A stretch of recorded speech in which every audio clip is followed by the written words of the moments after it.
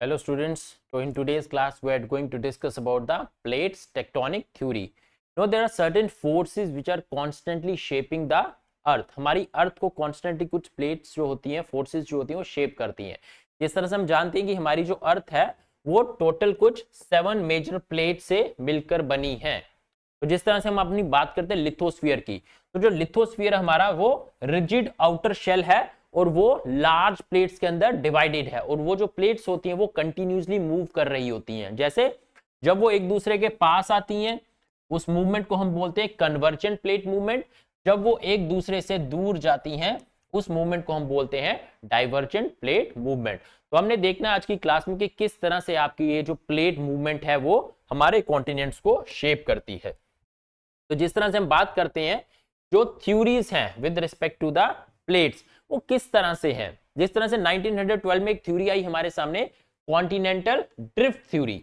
Alfred Wegener ने हमें बताया कि जो कॉन्टिनेंट्स हैं वो पहले ऐसे नहीं थे, अब वो पहले जॉइंट थे. लाइक हमने देखा कि जो कॉन्टिनेंट्स थे there was a super continent Pangaea and a super ocean that was called as Panthalassa.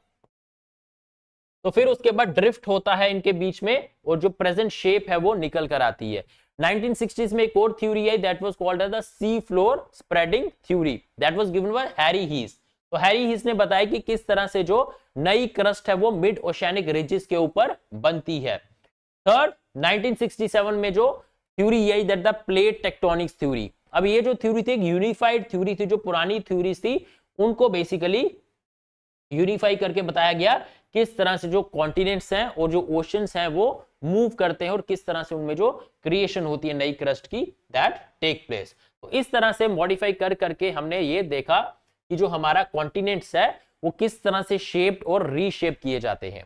जिस तरह से हम अर्थ के स्ट्रक्चर की बात करते हैं तो वैसे तो हमारी अर्थ में there is a crust, there is a mantle, there is a core, but उसके अलावा भी कुछ ओवरलैपिंग लेयर्स होती हैं आपकी लिथोस्फीयर एंड एस्थेनोस्फीयर. लिथोस्फीयर की अगर हम बात करें तो ये जो आपकी होती है रिजिड लेयर होती है और ये किस तरह से बनी होती है, क्रस्ट और अपर मेंटल के ये बनी होती है.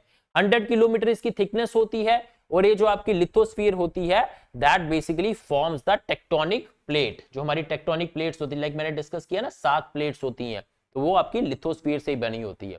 और जो एस्थेनोस्फीयर होता है वो सेमी मोल्टन लेयर होती है जो लिथोस्फीयर के नीचे लोकेटेड होती है. मतलब जो अपर मेंटल होता है आपका that is called as the asthenosphere और ये सेमी फ्लूइड होती है.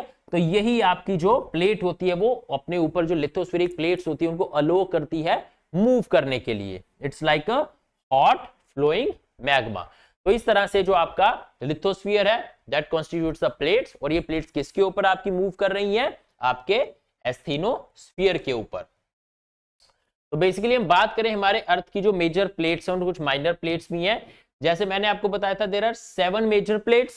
कौन कौन सी है उसमें से, पैसिफिक प्लेट है जो सबसे बड़ी है, नॉर्थ अमेरिकन प्लेट है, साउथ अमेरिकन प्लेट है, we have the Eurasian plate, African plate, Indo Australian plate and the Antarctic plate. अब कुछ माइनर प्लेट्स भी हैं जैसे हमारे पास नेक्सा प्लेट है, कोकोस है, फिलिपाइन, अरेबियन, कैरिबियन, स्कॉटिया. तो ये कुछ माइनर प्लेट्स होती हैं बट हमारे लिए ज्यादा इंपॉर्टेंट है हमारी जो 7 मेजर प्लेट्स हैं. तो अब डिस्कस करते हैं कि ये जो प्लेट्स हैं ये मूव करती हैं तो कभी मूव करते करते एक दूसरे के पास आ रही हैं और कभी दूर जा रही हैं. जैसे जब ये प्लेट्स एक दूसरे से पास आती हैं तब इनको हम बोलते हैं convergent movement. Plates are coming close to each other. जब दूर जा रही हैं तब इनको हम बोलते हैं डाइवर्जेंट मूवमेंट. और जब ना तो दूर जा रही है ना पास आ रही हैं, बस एक दूसरे के ऊपर ऐसे स्लाइड कर रही हैं, तब उस मूवमेंट को हम बोलते हैं ट्रांसफॉर्म प्लेट मूवमेंट. और इन्हीं प्लेट मूवमेंट की वजह से हमारे जो अर्थक्वेक्स और वॉल्केनोस होते हैं वो आते हैं. तो बात करते हैं वन बाय वन कि ये जो प्लेट्स हैं ये किस तरह से आपकी काम करती हैं. पहले हम बात करते हैं डाइवर्जेंट प्लेट बाउंड्री की. मतलब प्लेट्स एक दूसरे से दूर जा रही हैं, डाइवर्ज हो रही हैं. इसको हम कंस्ट्रक्टिव बाउंड्रीज भी बोलते हैं. लाइक यहां पर देखिए आप, ये दो प्लेट्स हैं, ये दो प्लेट्स एक दूसरे से दूर जा रही हैं. नीचे से मैग्मा ऊपर की तरफ आ रहा है और वो अपने आप को मिड ओशियानिक रिजेस की फॉर्म में यहाँ पे स्प्रेड करेगा, मतलब कोई चीज कंस्ट्रक्ट हो रही है यहाँ पे, तो that's why divergent boundaries are also called as the constructive boundaries. यहाँ पे क्या हो रहा है, प्लेट्स एक दूसरे से दूर जा रही हैं, उसकी वजह से क्या हो रहा है, नई क्रस्ट बन रही है, जो मैग्मा नीचे से ऊपर आ रहा है वो नई क्रस्ट को बना रहा है, और ये ज्यादातर हमें कहां देखने को मिलता है, जो हमारी मिड ओशियानिक रिजेस हैं। जैसे रियल लाइफ एग्जांपल्स की अगर हम बात करें, mid Atlantic ridge, that is an example of your divergent movement. आपकी यूरेशियन प्लेट, आपकी नॉर्थ अमेरिकन प्लेट, ये सारी एग्जांपल्स हैं आपकी कन्वर्जेंट डाइवर्जेंट बाउंड्री की, जो एक कंस्ट्रक्टिव बाउंड्री भी कहलाती है। इसी तरह से जो आपका सेकंड बाउंड्री आ जाती है, that is the convergent boundary. तो नाम ही बता रहा है, कन्वर्जेंट बाउंड्री, प्लेट्स कन्वर्ज कर रही हैं। अब इस कन्वर्जेंट प्लेट बाउंड्री को हम डिस्ट्रक्टिव बाउंड्री भी बोलते हैं। डिस्ट्रक्टिव बाउंड्री क्यों, क्योंकि यहां पर हम देखेंगे एक प्लेट हमारी डिस्ट्रक्ट होगी। यहां पर देखिए बच्चे, ये दो प्लेट्स एक दूसरे के पास आ रही हैं। अब इनमें से जो हैवी प्लेट होगी वो नीचे की तरफ सबडक्ट कर जाएगी। जैसे ये कॉन्टिनेंटल प्लेट है, ये नीचे की तरफ सबड्यू कर रही है। अब नीचे की तरफ जाएगी तो अर्थ की डेप्थ में हीट होती है, हीट क्या करेगी, इसको मेल्ट कर देगी, मैग्मा में कन्वर्ट कर देगी। तो क्या हो रहा है, net destruction of surface, that's why it is called as the destructive plate boundary. इसमें प्लेट्स कोलाइड करती हैं, एक प्लेट दूसरी प्लेट के नीचे सबडक्ट कर जाती है। तो ये क्या बनाएगी आपकी, ये ट्रेंचेस को बनाएगी, जो आपके माउंटेन्स होते हैं उनको बनाएगी, और वॉल्केनोस को भी जन्म देगी। जैसे एग्जांपल की बात करें, आपके हिमालयस में कॉन्टिनेंटल कन्वर्जेंस हुई, जो इंडिया की प्लेट थी वो यूरेशियन प्लेट के साथ कन्वर्ज हुई, जिसकी वजह से आपके फोल्ड माउंटेन्स हिमालयस बन गए।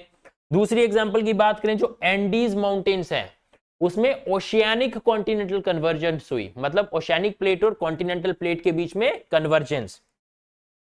मरियाना ट्रंच की बात करें तो उसमें ओशियानिक प्लेट और ओशियानिक प्लेट के बीच में कन्वर्जेंस हुई, जिसकी वजह से जो आपका ट्रेंच था, मरियाना ट्रेंच, वो फॉर्म हुआ। तो this is your convergent plate boundary. तीसरी तरह की आपकी प्लेट आ जाती है ट्रांसफॉर्म बाउंड्री, जिसमें मैंने आपको बताया था ना तो प्लेट्स एक दूसरे के पास आ रही हैं, ना प्लेट्स एक दूसरे से दूर जा रही हैं, बट स्लाइड कर रही हैं एक दूसरे के ऊपर नीचे। तो इसमें the plates slide past each other, crust ना तो बनेगी ना डिस्ट्रॉय होगी, क्योंकि ना तो पास आ रही हैं ना दूर जा रही हैं। तो इसमें क्या होगा, आपको अर्थक्वेक्स देखने को मिलेगी। लाइक प्लेट्स जो हैं वो लॉक्ड हैं, जब अलग होने की कोशिश करेंगी वाइब्रेशंस प्रोड्यूस होंगी, और उन्हीं वाइब्रेशंस की वजह से आपको अर्थक्वेक्स देखने को मिलेंगे। तो एग्जांपल्स की बात करें, कैलिफोर्निया में जो आपका सैन एंड्रियास फॉल्ट है, that is an example.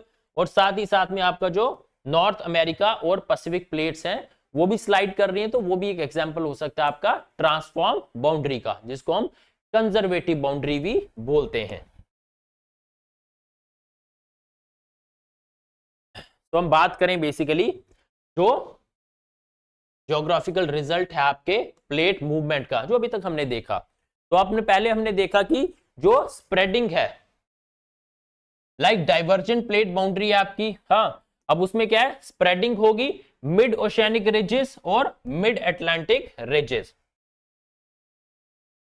Collision में कन्वर्जेंट हम देखेंगे, फोल्ड माउंटेन्स बनेंगे जैसे आपके हिमालयास। सबडक्शन, जब आपकी प्लेट्स एक दूसरे के पास आ रही है, एक सबड्यू करेगी नीचे को, कन्वर्जेंट मूवमेंट है, उसमें हमें ट्रेंचेस देखने को मिलेंगे। और एग्जांपल की हम बात करें तो मरियाना ट्रेंच। अब प्लेट्स ना एक दूसरे के पास आ रही है ना एक दूसरे से दूर जा रही हैं, ट्रांसफॉर्म मूवमेंट, स्लाइड कर रही हैं। फॉल्ट लाइंस हमें देखने को मिलेंगे, इसमें हम एग्जांपल की हमने देखा था San Andreas fault. Rising magma क्या करेगा, डाइवर्जेंट मूवमेंट है, नीचे से मैग्मा निकल के ऊपर आएगा, कंस्ट्रक्ट करेगा नई सरफेस को, वॉल्केनिक आइलैंड्स बनाएगा। एग्जांपल हम देखें आपकी आइसलैंड। तो इस तरह से ये जो आपकी प्लेट मूवमेंट्स थी ये अकर करती हैं, हमारी अर्थ को रीशेप करती हैं, कॉन्टिनेंट्स बनाती हैं, आइलैंड्स को बनाती हैं।